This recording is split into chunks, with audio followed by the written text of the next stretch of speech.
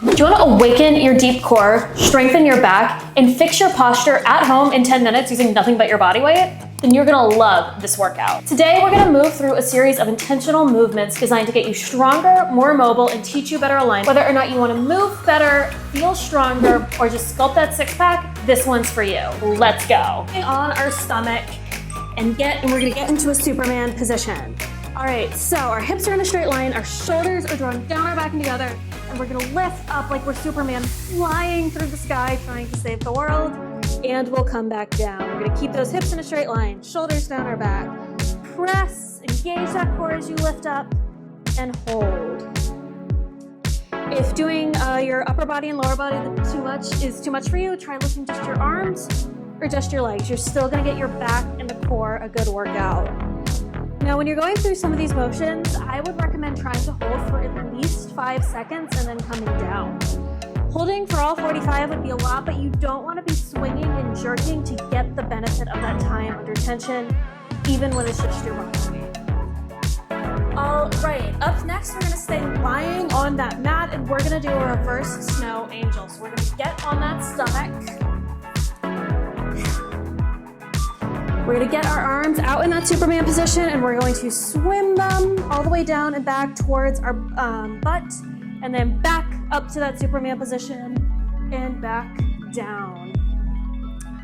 So this is kind of like being a snow angel, like in the winter, except you're going in the opposite direction as well.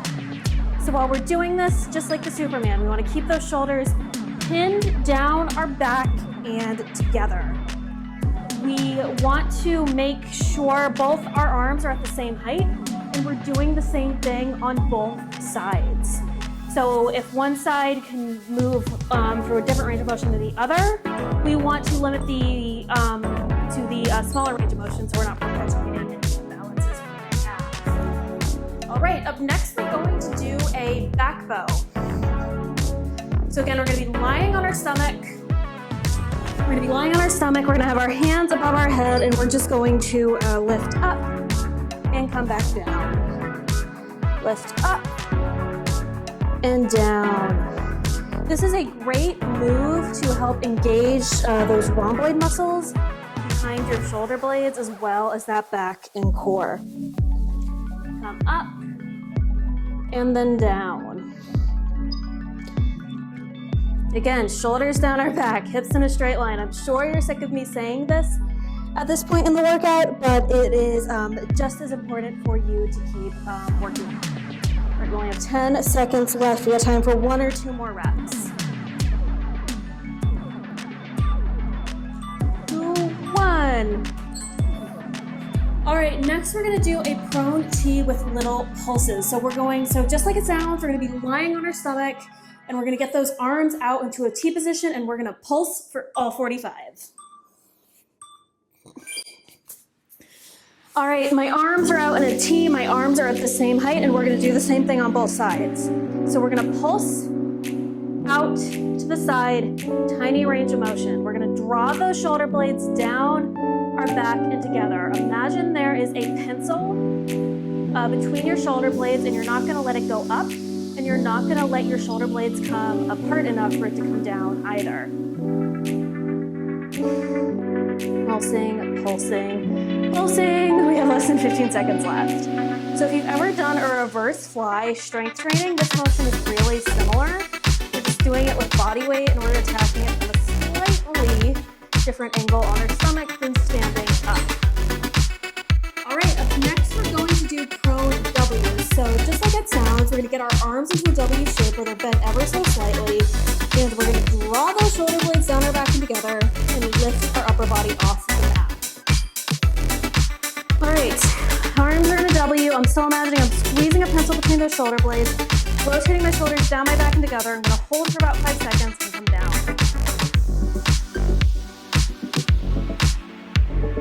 All right, so get up and down. Now, a lot of these movements in this lying position may seem passive, but I don't want you to think that they are. To really feel them, you have to really work on that mind-muscle connection where you're working on drawing your shoulders down your back and together, and really trying to think, am I activating those muscles on the side of my shoulder blades? Are my shoulders creeping up towards my ears, or am I trying to stay in proper alignment? All of that really matters to get the most out of these subtle movements.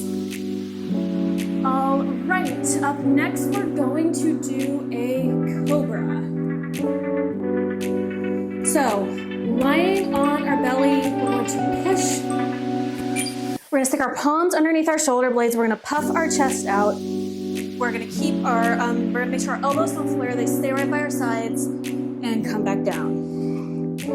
Shoulders down or back and together. I know you're sick of me saying it. Lift up, proud chest, and come back down.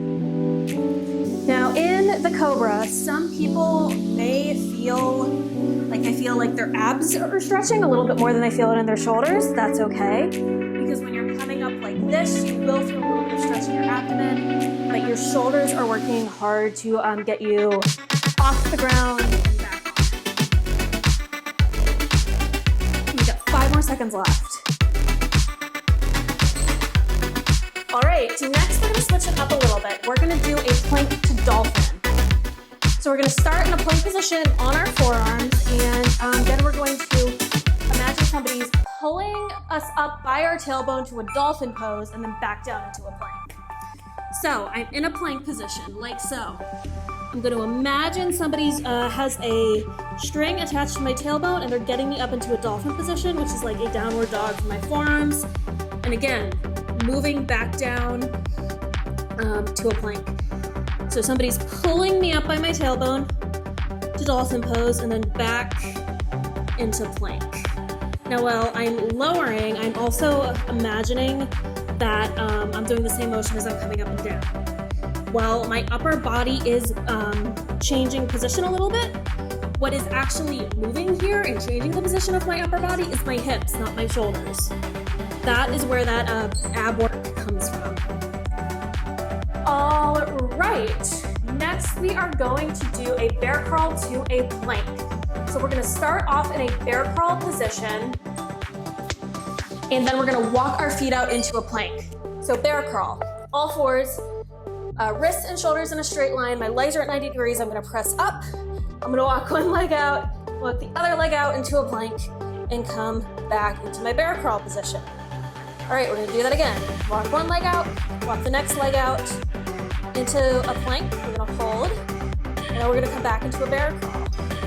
So if this is a little too much for you, what I'd encourage you to do is at the bear crawl position, put yourself down for a second, and then pop right back up. There's no shame in doing this in pieces if you need to work on that endurance as well. 2, 1. Next, we're gonna do a bodyweight renegade row. So that's basically a bodyweight plank with a row. So we're gonna get into a plank position, just like we were before, except now we're gonna be on our hands. And we're going to inhale, shift our weight into the opposite hand, lift, and then lower. Do the same thing on the opposite side. Gonna lift, and then lower. This is a little difficult. First thing I want you to try is to walk your feet out a little bit wider. That will give you more balance. So we can lift and lower. Another thing I want you to watch is I want your body to fight rotating here. So if you feel your hips or your shoulders tick-tocking off to one side, that's a sign that you should modify. If the wide-legged stance is too much, you can also do this from your knees, and it is a great modification. We are going to get into a reverse tabletop position. Our knees and our heels should be in a straight line. Our palms are gonna be pointed out behind us. And we're gonna press up. Reverse tabletop, if this is the easier version. This works well for you, keep at it.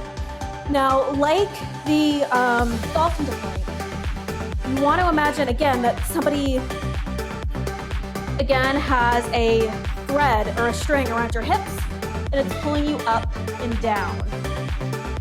It's not your upper body doing the work and you're not jerking as well. It's those hips that are working to move you up and down. Your back, your shoulders, and even more are doing a lot to support you, but it's your hips that are doing the motion here. So I have transitioned into the little more difficult version, which is the full reverse plank. If you want to stay in tabletop the entire time, also fine. All right, we're on to our last exercise, which is going to be a supine push-up. So we're going to lie on our back. We're going to take our arms, we're going to drive them into the floor. We're going to keep our shoulder blades down and together, push ourselves off the mat, and come down. Drive those shoulder blades down our back and together. Hold, fold, and come back down. Shoulders down our back and together. Push up and hold.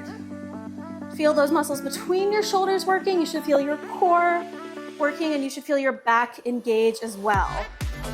Now, we don't want to feel our neck moving here. We don't want to feel the muscles that attach to our neck. This is a little bit lower, and we're also trying to engage those abs. If you're ready for a little bit more of a challenge, you can try to really time the maximum range of motion to that exhale as well. All right, that was it. Great work, everyone. That was a 10-minute back and core workout that you can do with just your body weight. If you want more core workout, I would recommend checking out a video like this one, or if you want a cool down and stretch, I would recommend checking out one of these two videos. Thank you so much for your time. Thank you so much for working out with me, and I'll see you next week.